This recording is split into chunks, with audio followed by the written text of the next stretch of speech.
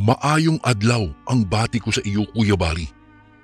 Itago niyo na lang po ako sa pangalang Pilo. Ako po ay taga-Samar. Nais ko lang pong ibahagi itong aking kwentong aswang sa inyo at sa mga libu-libong tagapakinig ng Ang Sundo Horror Stories. Siya nga po pala, Kuya Bari, hindi ko na lang po babanggitin pa ang mga eksaktong lugar kung saan naganap itong aking karanasan upang mapangalagaan ang pagkakakilanlan ng naturang baryo.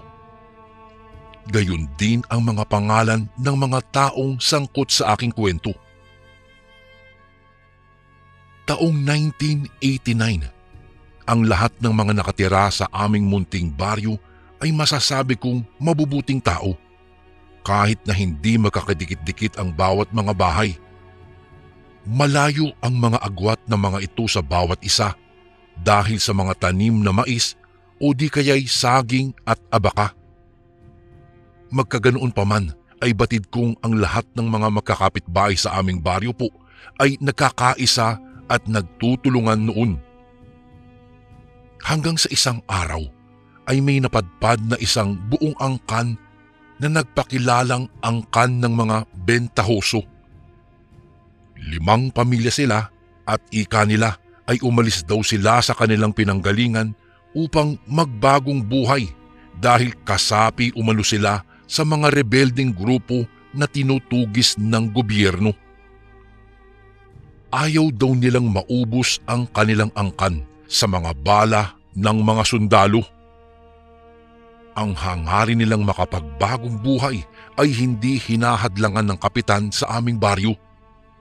Sila po'y sinuportahan nito at tinulungan na makapagpatayo ng kanilang mga kubo sa tulong na rin naming mga taga-baryo.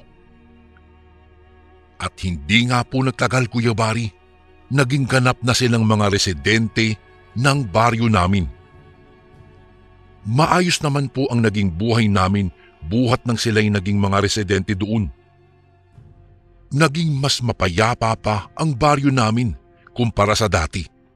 Gawa ng wala ng mga taga-kabilang baryo ang naghahari-harian sa tuwing dumadayo, gawa ng takot sila sa angkan ng mga bentahoso. Bukod kasi po sa malaki ang mga katawan ng mga lalaking bentahoso, ay malalakas din sila. Lalong-lalo na si Apo Kaiko na siyang pinakamatanda sa kanila. Kahit na nasa 70 anyos na ito, ay kakikitaan pa rin ito ng kakisigan at talagang matapang ito mula sa pagmumukha hanggang sa kilos at salita. Isang gabi, tanglaw ang liwanag ng gasera, nautusan ako ng aking ama na magtungo sa kubo ni Apo Kaiko para ihatid ang suhol nito sa pagputol ng mga abaka. Nadatnan ko po ang matanda na nakatanaw sa kanyang nakabukas na bintana mula sa loob ng kanyang kubo.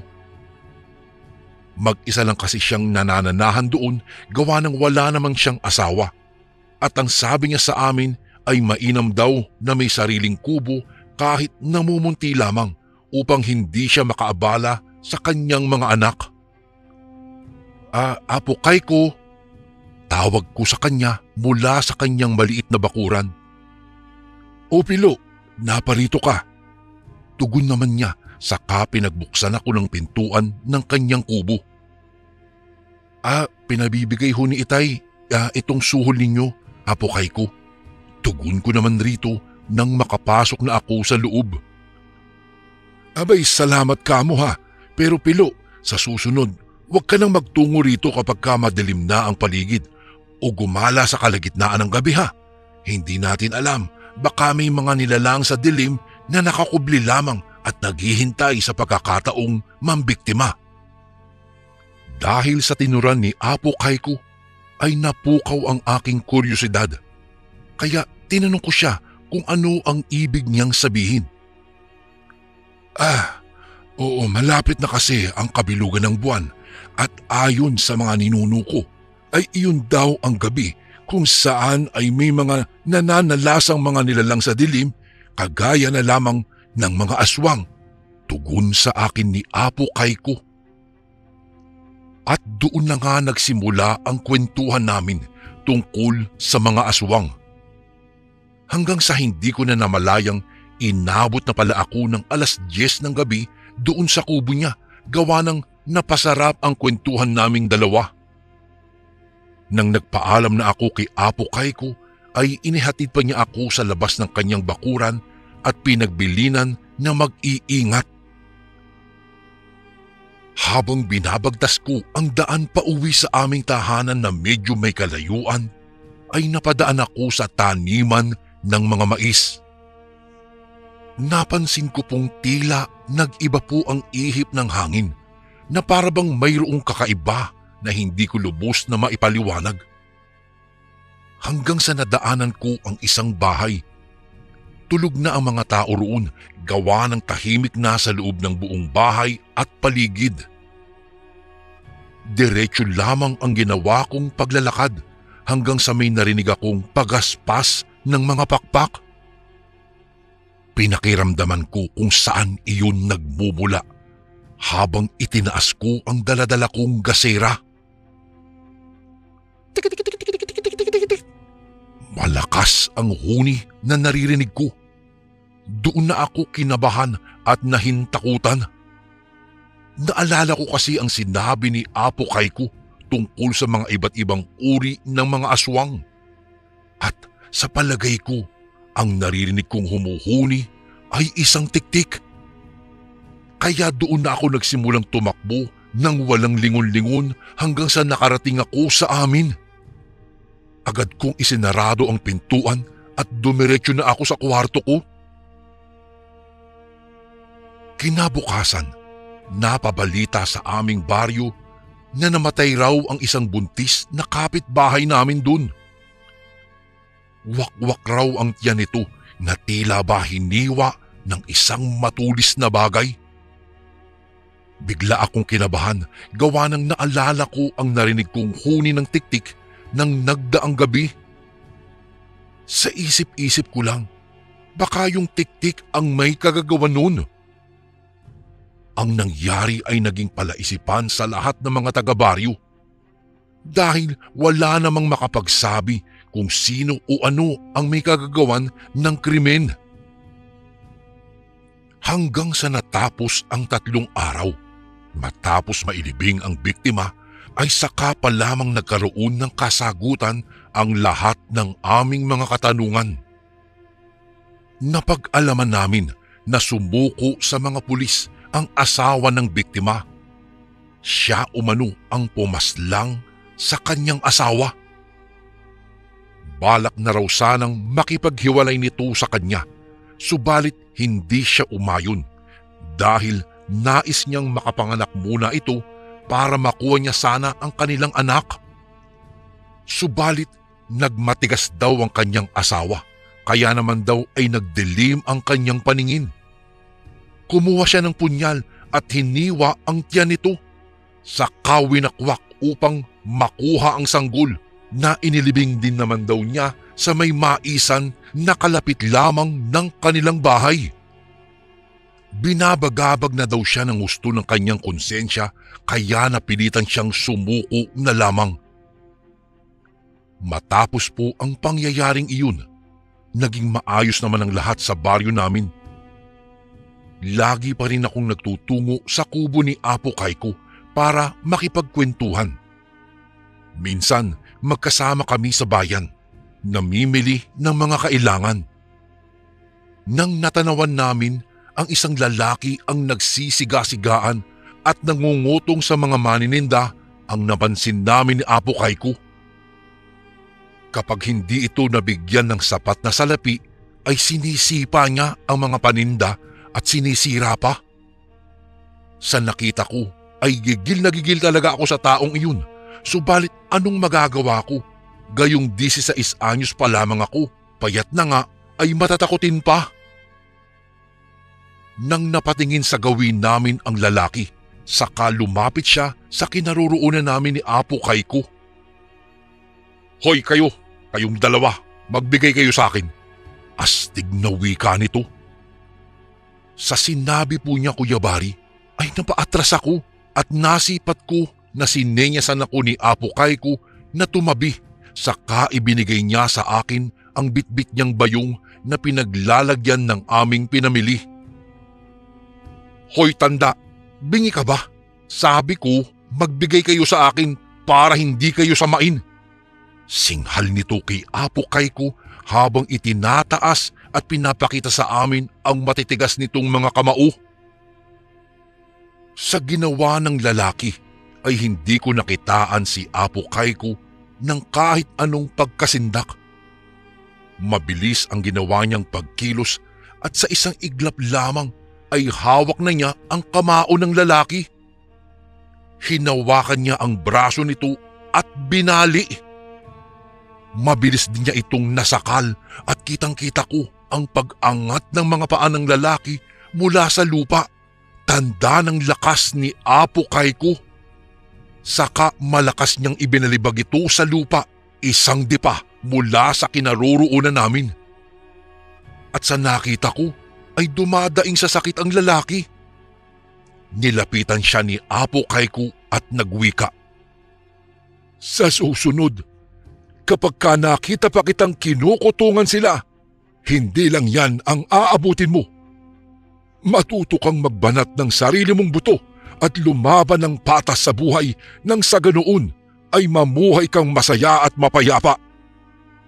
Nanlulumahid namang napatango ang lalaki, saka dahan-dahang tumayo at umalis. Pinasalamatan naman si Apo Kayko ng mga tao na nagtitinda doon. Sa mga nakita ko ay talagang bilib na bilib ako kay Apo Kuyabari dahil kahit na may katandaan na ay malakas pa rin siya at matapang. Ang nasaksihan ko ay ikinuwento ko sa aking mga magulang at ang sabi nila sa akin ay baka raw may agimat o di kaya'y anting-anting si Apo Kayko dahil sa taglay niyang pambihirang lakas na sinang-ayunan ko naman. Hanggang sa sumunod na mga buwan ay dumadami ang bilang ng mga buntis sa aming baryo. Ayon pa sa mga matatanda ay talagang ganoon na daw na kapag ka may nabubuntis ay tiyak na may sumusunod daw dito. Para kasing nagsasalin-salin at nagkakahawaan ang pagiging buntis. At isa sa mga nagbuntis sa aming baryo ay ang anak ni Apo Kayko na si Ate Lina. Halos gabi-gabi ay mayroon akong naririnig na mga huni ng tiktik. Subalit wala namang napapabalitang nabiktima ang tiktik na umaaligid. Dahil nakagawian ko na ang magtungo sa kubo ni Apo Kayko sa tuwing Sabado ng hapon ay pumaroon ulit ako. Sakto namang nagsisiga ng mga tuyong dahon si Ate Lina nang madaanan ko ito sa kanilang bakuran. Nakasuot si Ate Lina ng kulay itim na duster at itim na balabal na siyang nakagawian ng mga buntis sa amin. Gawa ng pangontra raw iyon sa mga aswang. Hindi raw kasi maaamoy ng mga aswang ang sanggol na nasa sinapupunan kung itim ang kulay ng kanilang mga suot mula sa ulo hanggang sa paa.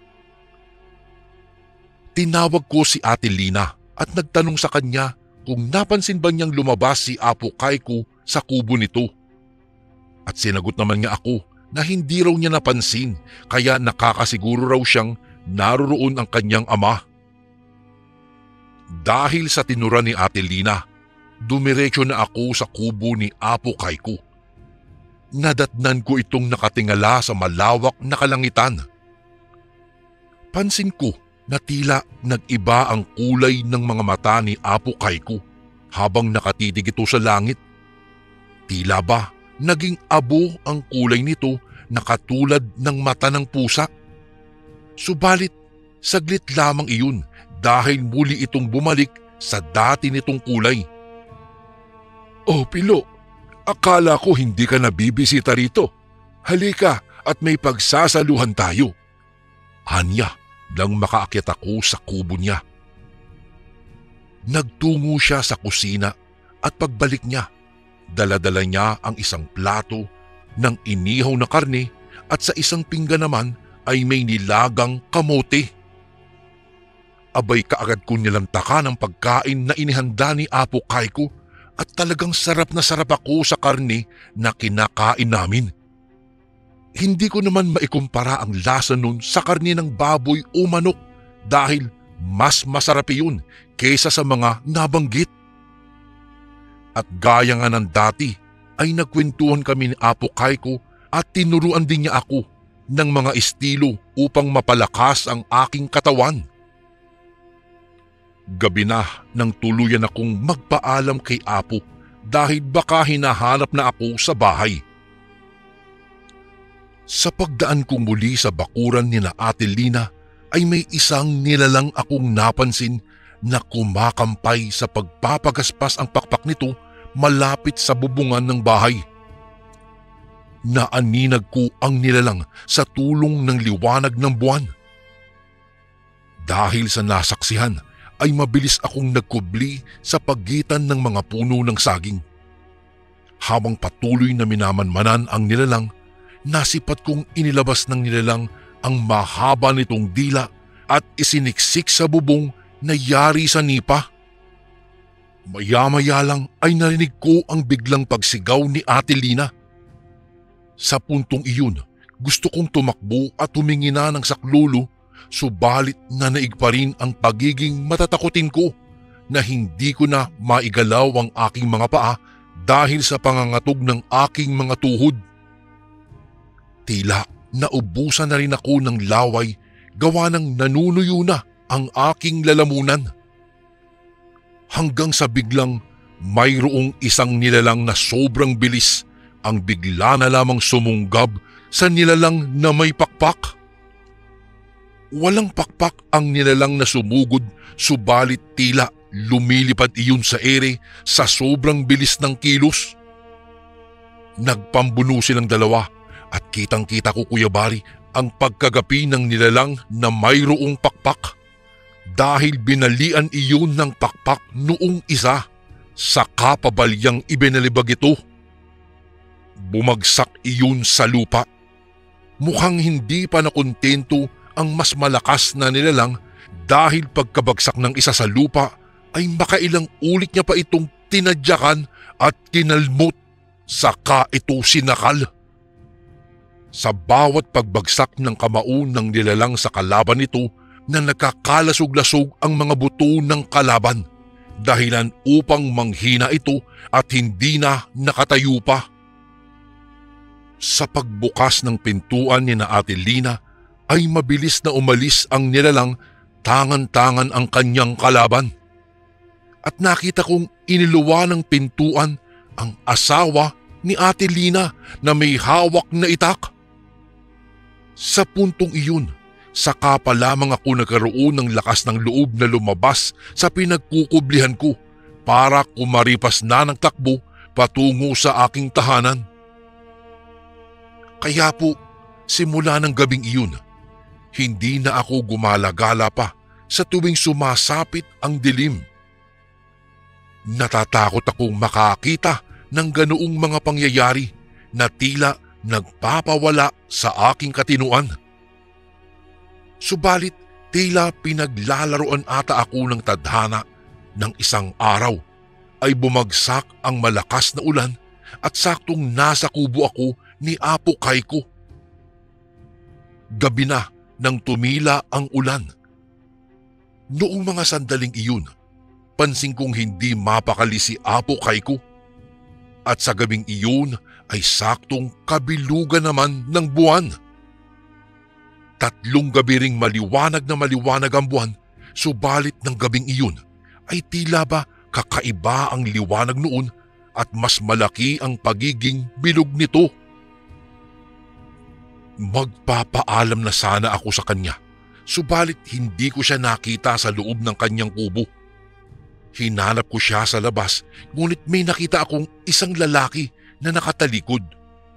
Maputing-maputi ang kulay ng buhok nitong mahaba na tila ba mayroong sariling buhay, gawa ng kapansin-pansin po ang pagiging kakaiba nito. Napaatras ako at akmang aakyat muli sa kubo nang magsalita ang lalaki. Pilo, pasensya ka na at sa ganitong ayos mo pa ako nakita ngayon. Sa narinig kong boses, Kuya Bari, ay batid ko nang ito ay si Apo Kaiko. Sari-saring mga katanungan ang biglang naglaro sa aking inosenteng isipan ng mga sandaling iyon. Nang biglang may mga nilalang na nagsidatingan. Mabibilis ang mga kilos ng mga iyon na nagpapalipat-lipat na dumapo sa mga puno na naroroon sa bakuran ni Apo Kaiko. Noong sumayad ang mga paa nila sa lupa, nasipat kong mabuti ang kanilang mga anyo. Mga mababalahibong nilalang na may buhok na kulay abo. Subalit pagkatipo nila sa harapan ni Apo Kaiko ay biglang nagbago ang kanilang mga anyo. Nag-anyong tao ang mga ito at ang buhok nila ay naging mahaba na kasing kulay ng buhok ni Apo Kaiko na sa mga sandaling iyon ay naging kulay puti. Sabay-sabay silang yumuko sa harapan ni Apo Kaiko na parabang nagbibigay pugay sa isang pinuno. Ay, humayo kayo! Narinig kong tura ni Apo sa mga nilalang na bagong dating.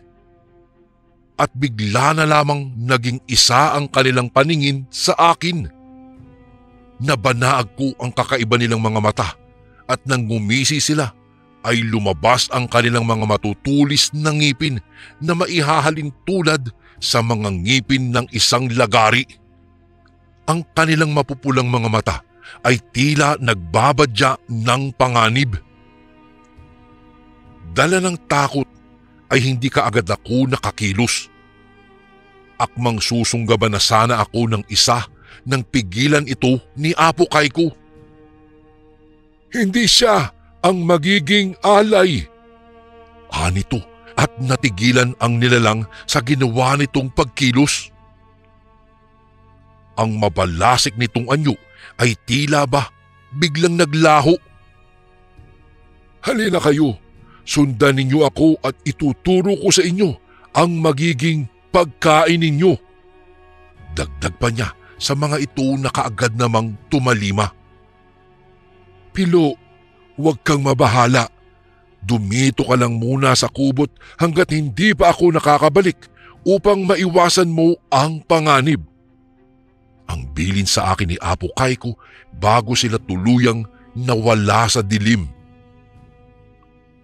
Sa pag-alis po nila, Kuya Bari, ay siya ring pagkukumbahog kong makalayo roon. Noon ay tila sumagi na sa imahinasyon ko ang aking mga nasaksihan. Ang madalas na ikuwento ni Apo Kaiko sa akin na mga aswang na kung tawagin ay gabunan, ay sa wakas ay nasilayan ko na rin ng personal. At hindi lamang iyon ang nakaagulantang, gawa ng si Apo Kaiko pala ay isa sa kanila. Mabilis kong nilisan ang kubo niya at binaybay ang daan pauwi sa aming bahay.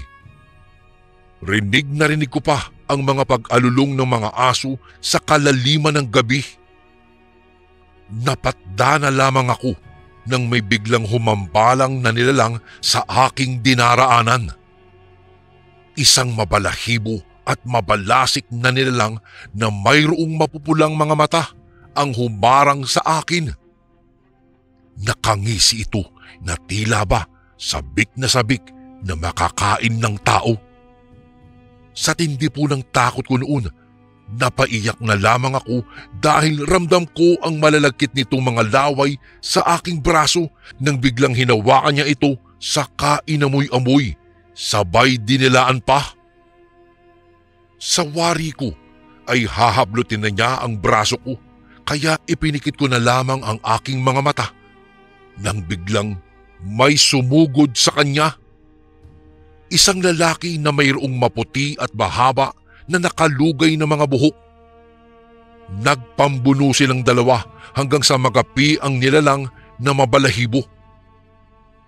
bago ito tuluyang lumayo, ay dinuraan pa niya ang lalaking may puting buhok.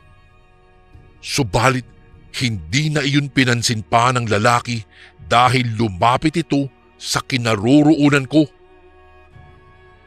Pilo, ayos ka lang ba? Tanong ng lalaki sa akin at saka doon pa ako natauhan ng husto.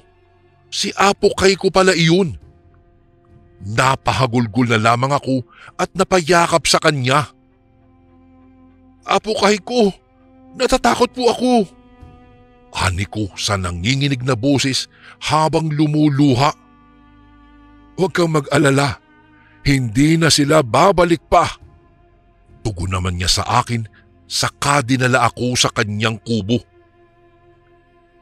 Ayon pa kay Apo Kay ko, ay mga aswang na gabunan daw ang nakita ko. Dati niya itong mga alagad nang siya pa ang namumuno sa kanila. Subalit itinakwil siya ng mga kauri nila noong nalaman nilang itinigil na niya ang pagkain ng sariwang laman ng tao, gawa ng umibig pala siya sa isang normal na tao. Ayon pa sa kanya na minsan lamang daw nakain ng karne ng tao ang kanilang uri. Maaaring 1 o 2 beses lamang sa loob ng 1 taon. At sa gabi na iyon, sa nasabing taon ay ang nakatakdang oras upang maghanap ng makakain ang kanyang mga kauri. At tinulungan umano niya ang mga itong paghandugan ng alay, kapalit ng pagtugis nila sa mga tiktik na naghahanap ng mga mabibiktima sa aming baryo. Sa wakas, nabuksan ang kamalayan ko sa katotohanang isiniwalat sa akin ni Apo Kay ko. Matagal na daw niyang itinatago ang tunay niyang anyo, subalit kapag sumasapik ang kabilugan ng buwan, ay kusa iyong lumalabas pala. At sa tagal ng panahon na ikinubli niya ang tunay na katauhan, ay noon lamang daw may nakakita sa kanya at ako iyon. Maski daw ang mga anak niya ay hindi alam ang tunay niyang pagkakakilanlan.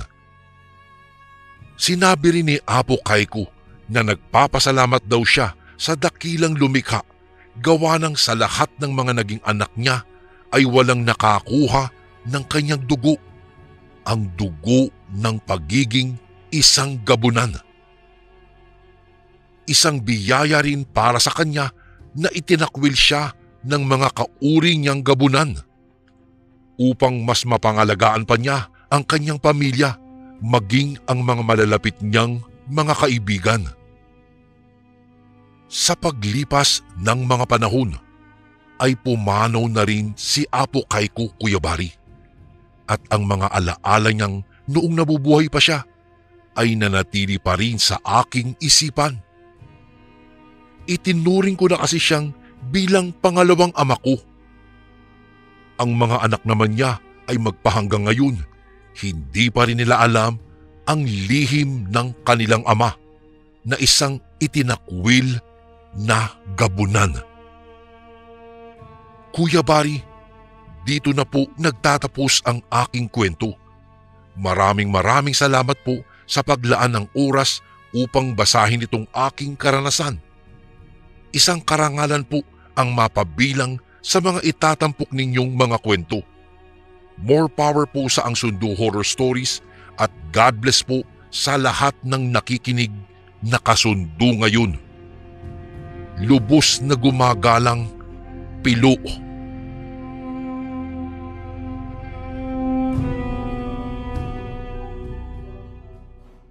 Magandang araw po sa inyo, Kuya Bari. Tawagan niyo na lang po ako sa pangalang Joey. 35 anyos na ho sa ngayon at may sariling pamilya na rin. Pero natatandaan ko pa rin po ang kwento ng aking kabataan. Gusto ko lang din hong ibahagi sa inyo ang kwento ko noon sa probinsya kasama ang aking tiyahin. Isang nakakapangilabot na kwento na kahit kailan ay hindi ko na po siguro makakalimutan. Maaga namatay ang aking mga magulang, kaya bata pa lang po ako nang mapunta ako sa pangangalaga ng aking tiya Mirasol. Kuya Bari, wala pa rin kasi siyang asawa at anak noong mga panahong iyon, kaya siya na lang din ang kumupkup sa akin. Simple lang po si tiya kung titignan, pero maganda po siya. Medyo manang nga lang siya manamit, pero noong kapanahunan niya, masasabi mo talagang maraming nagkakagusto po sa kanya. Ang kaso nga lang po, pihikan talaga sa lalaki ang tiyahin ko, kaya tumanda na lang ding dalaga. Pero kahit pa po tumandang dalaga, ay mabait naman po si tiya at masaya ding kasama. Hindi siya istrikto pagdating sa paglalaro ko at hindi rin palautos sa gawaing bahay, kaya madalas ay nagkukusa na lamang po ako. Madalas ko siyang samahan mangahoy sa kakahuyan o kaya ay tulungan sa kanyang pag-aalaga sa mga halaman at pagluluto. Masasabi ko talaga na naging maganda ang samahan namin ng tiya. Palagi lang ganoon ang ginagawa namin ni tiya hanggang sa dumating yung araw na nagmeet siya ng pagbabago sa buhay namin pareho. Pumunta po kami noon sa kakahuyan para mangahoy. Tanda ko po siguro yung mga 8 taong gulang pa lang po ako noon. Kagaya po ng dati ay ako ang nagdadala ng sako at nagbibitbit habang si tiya naman ang kumukuha ng mga kahoy at namumulot ng mga tuyo na. Hapon na kami pumunta para mangahoy para hindi po mainit. Ang kaso nga lang, napasarap yung paglalakad-lakad namin at kwentuhan namin ni tiya, kaya medyo inabot po kami ng dapit hapon. Tanda ko pa nga, nagmamadali na kaming umuwi noon kasi nga delikado kung 2 lang kami maiiwan ng gabi sa labas. Isang babae at isang batang lalaki, ay talagang talo kami. Ngunit ang isa sa mga kinatatakutan namin ay yung mga galit na aso. Marami kasi talagang aso sa baryo namin, Kuya Bari, dati. Ang malala, yung mga aso sa amin sa gabi ay todo ingay ang tahol kapag nakakakita ng tao. Sobrang protekta nila sa mga bahay nila. Talagang nangangagat sila. Ngunit sanay naman kami ni tiya. Basta wag mo lang papansinin at huwag kang tatakbo para hindi ka habulin at kagatin. Pero iba yung nakasalubong namin nung gabing iyon. Kakadilim pa lang nung nakalabas kami sa kakahuyan nang biglang may humarang sa amin na 3 malalaking aso. Nagsisituluan pa ang mga laway nila at parang galit na galit ito sa amin kahit wala namang kaming ginagawa sa kanila. Hindi rin kami makadaan ni tiya kasi nga nakaharang sila sa amin. Ako naman noon na maikli ang pasensya, siyempre bata pinukul ko na ng maliit na kahoy para sana umalis na sa harapan namin, kaso mas lalo atang nagalit. Naghanda na kami ni tiya nung nakita naming palapit na sila para umatake. Nang may biglang naghagi sa kanila ng kung ano, tapos nagsitakbuhan na sila papalayo. Noong tignan namin kung sino, nakita naming lalaki pala yung nagligtas sa amin. Halos kasing edad lang din ni tiya. Napag-alaman namin na Dante pala ang pangalan niya, tapos ay sinabayan na niya kami maglakad pa uwi. Mabait naman po, Kuya Bari, yung lalaki, kaya nagpasalamat din talaga kami bago kami makauwi. Inalok pa nga siya ni tiya kung gusto niyang kumain ng hapunan sa bahay o di kaya ay magkape muna para makapagpasalamat man lang kami. Ngunit umayaw naman siya kasi daw doon siya kakain sa pinagtatrabahuhan niya ngayon, kaya nagpaalam na lang kami sa kanya pagkatapos naming magpasalamat. Magmula noon, napagpasyahan na lang namin ni tiya na tuwing umaga na lang kami mangahoy para di kami maabutan ng gabi. Kinabukasan, ganun ulit ang buhay namin. Pinapunta kami sa bahay ng lola ko na ginagawa sa kabilang baryo lang naman. Sa pagkakaalam at pagkakatanda ko, Kuya Bari, yung isang kapatid ni Mama ang nagpopondo para sa pagpapagawa nun na si Tio Fidel.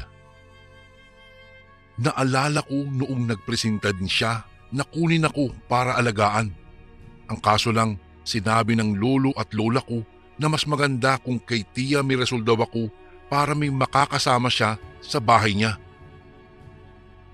Pupunta kami doon kila lola para tumulong magluto at mag-asikaso ng mga trabahador nila. Pagdating namin ni Tia doon, nagsimula na kami tumulong kaagad. Nagulat kami nung makita namin si Kuya Dante. Nagtatrabaho pala siya doon. Pagkatapos noon ay napag-alaman namin na taga-kabilang bayan lang pala siya. Mga 2 baryo mula sa amin. Naikwento namin kila lola kung papaano namin siya nakilala at papaano niya kami iniligtas doon sa mga galit na aso. Natuwa naman si lola dahil doon. Doon ko una napansin na napapalapit si Kuya Dante kay Tia. Halos si Kuya Dante nga lang ang nakakausap ni Tia noon sa mga trabahador doon. Nung una, iniisip ko na baka komportable lamang siya dahil nga sa kakilala na niya si Kuya Dante. Pero kilala ko naman si Tia at alam ko na likas sa kanya ang pagiging palakaibigan at palakausap sa mga tao. Pero iba talaga kung papaano niya pakitunguhan si Kuya Dante. Ako naman noon ay bata pa lamang. Kahit na medyo matanda na ang isip, ay hindi ko pa naman alam bigyan ng mali siya ang mga ganoong bagay. Kung kaya't hinayaan na lang namin silang mag-usap. Tapos inasar-asar na rin sila ng ilan sa aming mga kamag-anak na parang ang lapit na raw nila sa isa't isa. Kita ko naman na namumula na si Tia at medyo nahihiya pa. Matapos yung araw na iyon na puro ganun lang din, nagulat pa ako nang inihatid kami ni Kuya Dante pauwi kasi raw baka maabutan na naman kami ng mga aso. Pag uwi namin ni Tia, nakikita ko pa siyang napapatulala tapos napapangiti. Ako naman ay inasar-asar ko pa siya nun. Tatawa-tawa lang siya, kesyo hindi raw at mapang-asar lang daw talaga ako. Doon na nga nagsimula talaga ang lahat, Kuya Bari. Halos araw-araw na kami pumupunta ni Tia kila lola para tumulong. Tapos parang iyon din ang naging dahilan para mas mapalapit silang dalawa ni Kuya Dante. Nagsimula sa ihahatid-hatid kami ni Kuya Dante pauwi kapag katapos na yung araw, hanggang sa iniimbita na siya ni ate na uminom muna ng tsokolate muna sa bahay. Pagkatapos ay pumapayag naman itong si Kuya Dante. Kahit sa akin ay napapalapit na rin siya dahil madalas na rin niya akong kausapin. Tinatanong niya ako kung ano daw ang gusto kong maging paglaki o kung ano ang mga bagay na hilig ko. Minsan lang ako magkaroon ng kausap, Kuya Bari, na matandang lalaki noon dahil seryoso rin sa buhay ang ilan sa mga uncle ko at hindi naman nakikipagkwentuhan din sa akin. Masaya ako noon dahil minsan nga ay binubuhat pa ako ni Kuya Dante pauwi. Naaalala ko tuloy sa kanilang dalawa ang mga magulang ko. Parang ganun na ganun din kami dati noong nabubuhay pa sila. Kapag ka nalulungkot kasi ako, namimiss ko ang mga magulang ko, ay iniisip ko na lang na nandyan naman si Tia Mirasol para tignan at alagaan ako. Hanggang sa isang araw, kapag walang trabaho si Kuya Dante kila lola, ay binibisita na niya kami ni Tia Mirasol sa bahay. Nagsisibak na rin siya ng kahoy sa amin at nakikita ko na talagang napapalapit na ang Tia sa kanya. Halos araw-araw na siya na nandoon sa bahay. Para na nga kaming pamilya na magkakasama sa iisang bubong. Kaya nasanay na rin ako sa presensya niya. Minsan kapag aalis ako upang maglaro, bibigyan pa niya ako ng pangmeryenda para daw magmerienda ako kasama ang mga kaibigan ko. Kuya Bari, di ko pa yun dati naiintindihan nung bata pa ako na kaya niya yun ginagawa kasi gusto niyang masulo ang tiyahin ko sa bahay. Noong mga panahong iyon, doon ko lang nalaman ang tungkol sa panliligaw kasi nga nababanggit na ng mga kalaro ko. Tapos tinanong ko noon si Tia kung nililigawan ba siya ni Kuya Dante. Sabi niya lang sa akin ay nagtatanong daw si Kuya Dante sa kanya kung gusto niya raw magpaligaw at kung ayos lang ba. Pero sabi niya hindi pa raw niya alam ang kanyang isasagot. Naalala ko kasi na ikwento sa akin ni Tia dati na isa rin sa mga dahilan kung bakit wala pa siyang asawa at anak ay dati na siyang nabigo sa pag-ibig. Napag-alaman kong niloko ata siya ng dating niyang kasintahan. Pagkatapos dun, natakot na siyang magmahal ulit kaya kahit na maraming nagkakagusto sa kanya ay talagang ilap siya sa mga lalaki.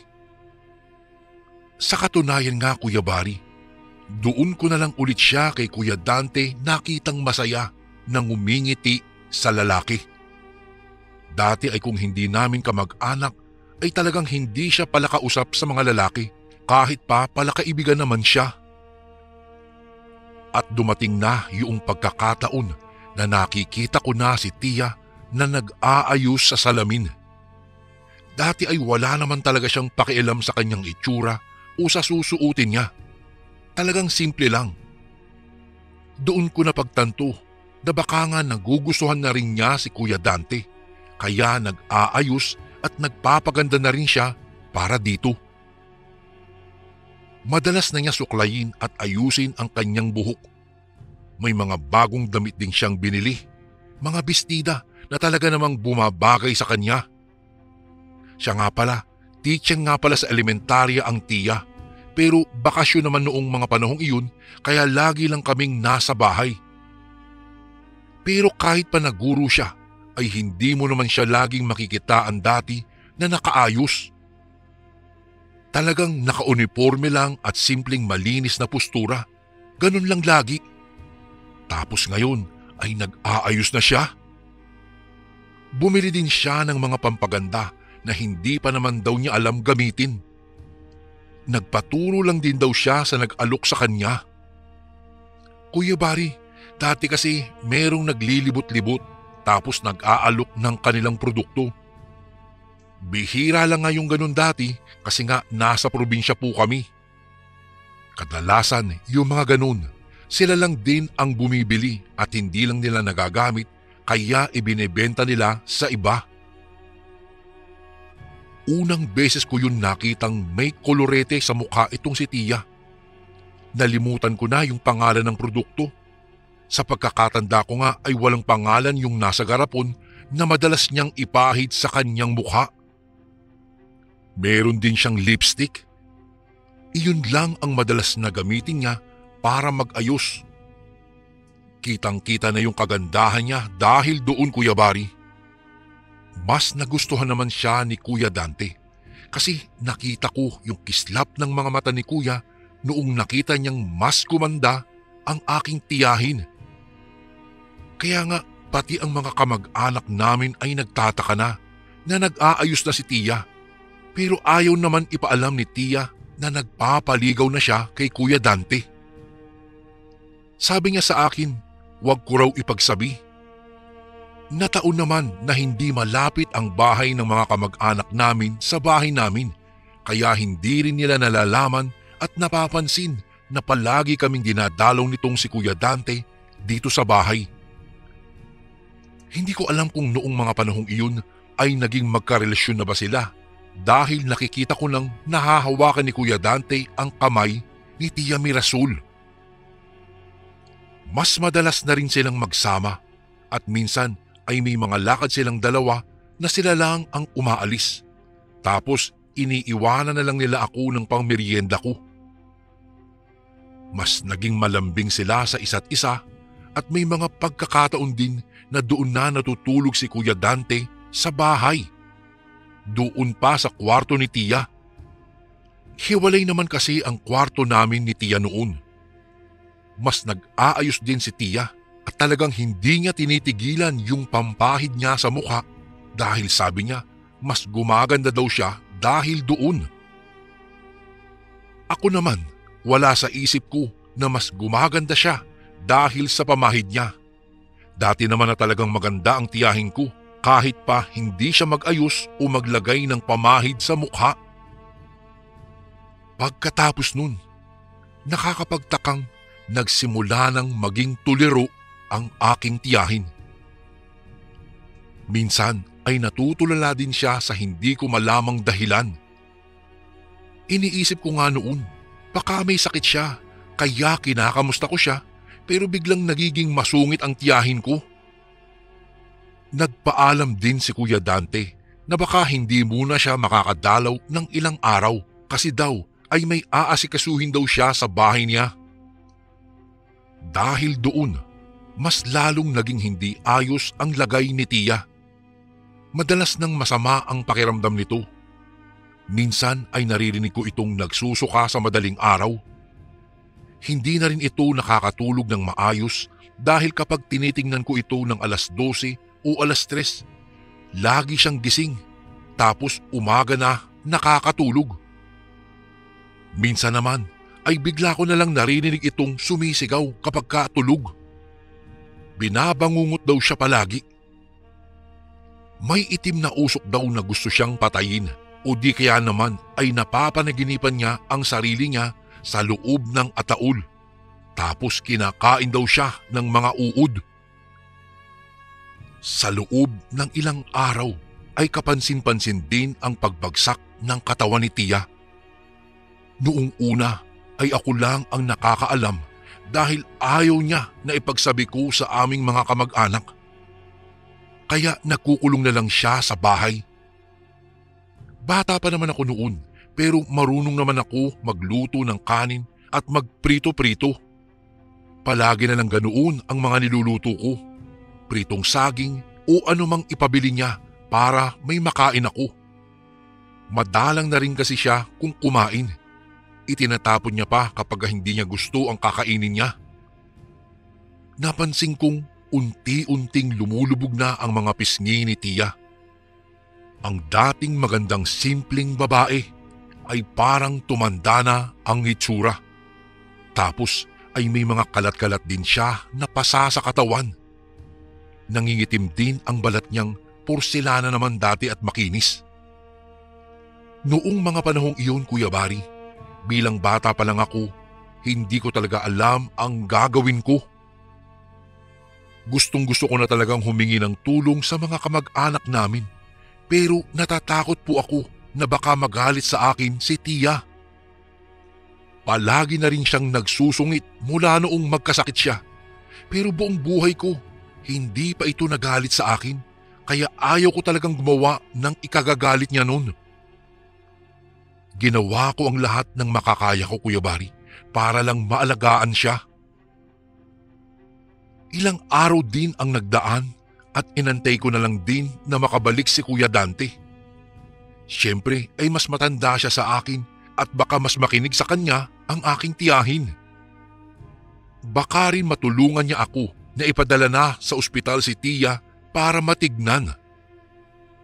Inaamin ko po na talagang takot na ako noong mga panahong iyon. Siyempre po ay napamahal na sa akin si Tia dahil ito na nga ang nag-aalaga sa akin. Para ko na rin itong magulang kaya ayaw ko na ulit mawalan pa ng minamahal gaya na nangyari sa mga magulang ko. Pero hindi ko rin kinaya ang mga bagay-bagay noong lumala ang sitwasyon. Tandang-tanda ko pa, ilang araw bago yun ay nagrereklamo na ang tiyahin ko na masakit daw ang katawan niya. Kaya naman ako, palagi akong nagpipresenta na hilutin siya. Ang kaso, hindi naman daw nawawala ang sakit. Hapon noong nagulat ako dahil biglang parang gumagalaw ng kusa ang mga buto ni Tia sa katawan. Kitang-kita ko kung papaano para siyang unti-unting tinutupi at binabalian ng buto. Rinig hanggang kabilang bahay ang pagsigaw niya dahil sa sakit at ang kanyang paghagulgol. Agad naman akong tumakbo sa labas para humingi na ng tulong sa mga kapitbahay at para ipatawag ang ilan sa aming mga kamag-anak. Hindi pa rin agad tumigil ang pangyayaring iyon kay Tia at naglalagas na rin ang kanyang buhok. Para lang siyang manika na pinaglalaruan habang nakahiga siya sa sahig at umiiyak sa sakit. Halos magmakaawa na ako sa mga kamag-anak namin na dalhin na siya sa ospital dahil sobrang natatakot na ako sa kalagayan niya. Ngunit noong nakita nila si Tia ay iba ang naging reaksyon nila. Iba ang ipinatawag nila. Imbis na sasakyan papuntang ospital, tao mismo ang ipinahanap nila. "Madali, ipatawag ninyo si Apong Ernesto. Sabihan niyo na kinakailangan namin siya ngayon."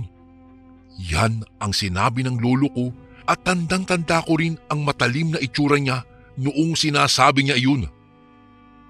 Nagtataka pa ako kung bakit imbis na dalhin sa ospital ay nagpatawag pa sila ng taong hindi ko kilala. Pero hindi ko po pwedeng questionin ang mga nakakatanda sa akin dahil kabastusan iyon para sa kanila. Kalaunan ko lang nalaman na manggagamot pala si Apong Ernesto na ipinatawag pa nila sa kabilang baryo.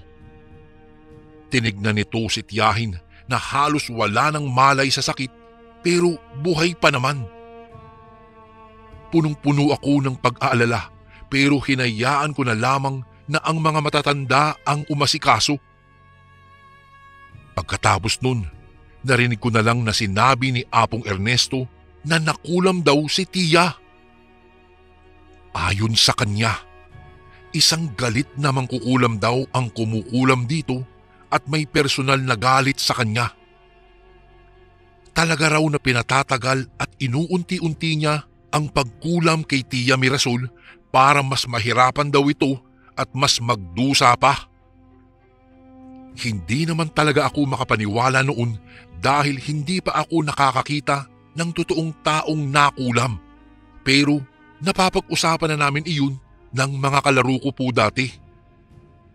Ang mga matatandang kamag-anak ko naman ay parang hindi na nagulat. Kaya siguro iyong manggagamot na iyon ang kinuha nila dahil natutunugan na nila na kinulam si Tia at hindi kailangan dalhin sa ospital dahil hindi naman nila ito magagamot. Sabi pa ng manggagamot ay hindi niya agad maiaalis ang kulam. Mas mapapadali daw ito kung mawawala ang galit ng kumulam sa kanya. Sinubukan nilang tanungin si Tia kung may kakilala ba ito na may galit sa kanya o mayroon ba siyang naargabyado, pero hindi ito makasagot ng maayos. Lumipas ang ilang oras na ibalik naman ng manggagamot sa ayos ang katawan ni Tia kaya hindi na ito nakakatakot tignan. Ngunit nagulat ang lahat dahil maya-maya lang bigla na namang nagsisigaw si Tia. Hindi ko pa kaagad nakita kung anong nangyayari kasi napalibutan siya ng ilan sa mga kamag-anak namin pero talagang nanlalamig yung buong katawan ko noong nasaksihan ko ang sitwasyon ng aking tiyahin. Maya-maya'y napasigaw kami. Unti-unti na kasing naglalabasan ang mga uod sa kanyang mukha. Ang iba naman ay sa mata at bunganga. Mayroon ding lumalabas sa kanyang tenga. Tapos ay mayroong maliliit na butas sa kanyang mukha na siya namang pinaglalabasan ng ilang maliliit na uod. Sumigaw lang ito ng sumigaw hanggang sa isang kumpol na ng uod ang kanyang nasa mukha. Pinaalis na ako noon sa kwarto dahil nakita na nilang umiiyak ako. Sobrang natakot na kasi ako noon at naihipa ako sa aking salawal. Buong buhay ko, doon pa lang ako nakakita ng ganong klaseng eksena, Kuya Bari. Sa sala na lang ako noon na malagi at pinakikinggan na lang sila sa loob ng kwarto ni Tia. Rinig na rinig ko rin ang pagsigaw ni Tia dahil sa matinding sakit. Maya-maya lang, noong hindi na sumisigaw si Tia, ay narinig ko nang nag-uusap-usap sila sa loob. Pinapaamin na nila si Tia kung may kilala ba itong may galit sa kanya dahil mas maganda kung malalaman na nila para matapos na ang pangkukulam. Pero hindi talaga sumasagot ang aking tiyahin. Marahil ay wala siyang alam o hindi lang talaga siya makapagsalita dahil sa kanyang sitwasyon. Doon na dumating bigla si Kuya Dante. Halos hinihingal siya nang dumating sa bahay at parang hindi na siya nagtataka na ganoon ang sitwasyon ni Tia Mirasol. Tinanong siya ng mga kamag-anak namin kung bakit bigla siyang nandun. Hindi siya kaagad nakasagot.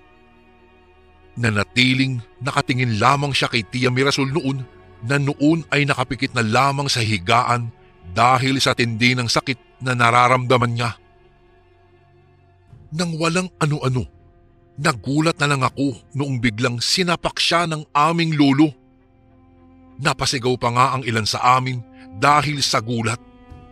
Pinipigilan nila ang lolo namin pero hindi naman pumalag si Kuya Dante. Galit na galit ang lolo. Bakit daw niya dinadalaw si Tia? Tinanong niya si Kuya Dante kung nagkaroon ba sila ng relasyon at mas nagalit po talaga ang lolo nang hindi ito nakasagot.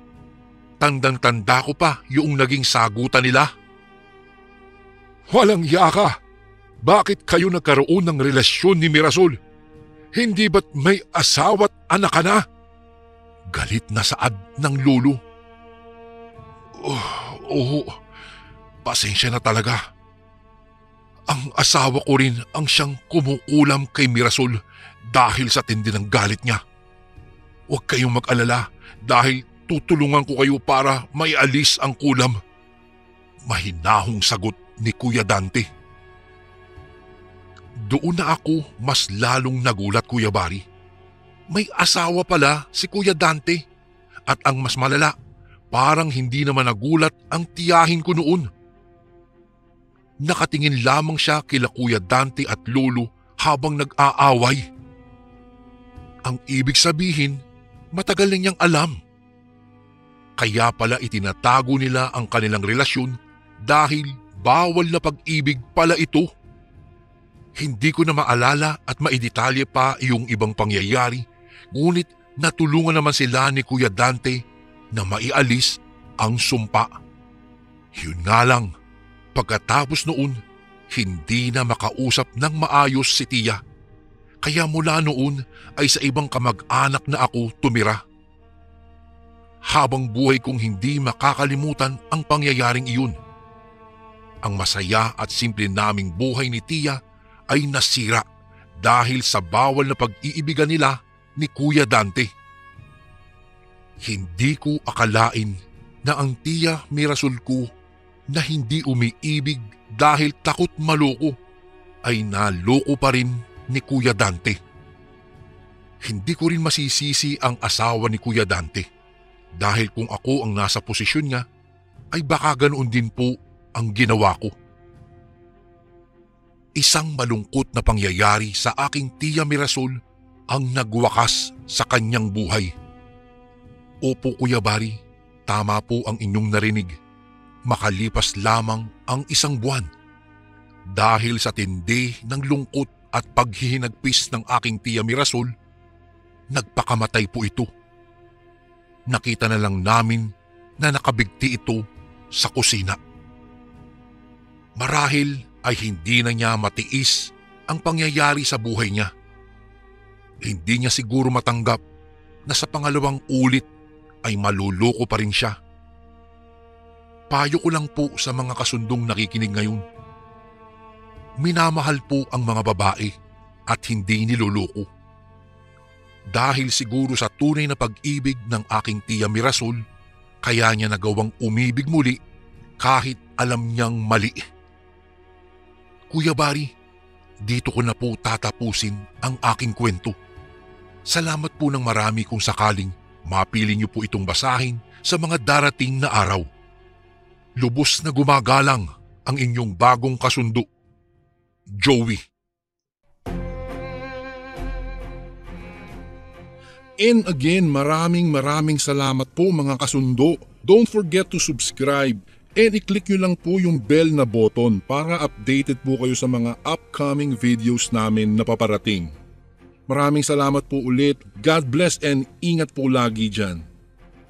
Ito po si Kuya Bari at ako ang Sundo.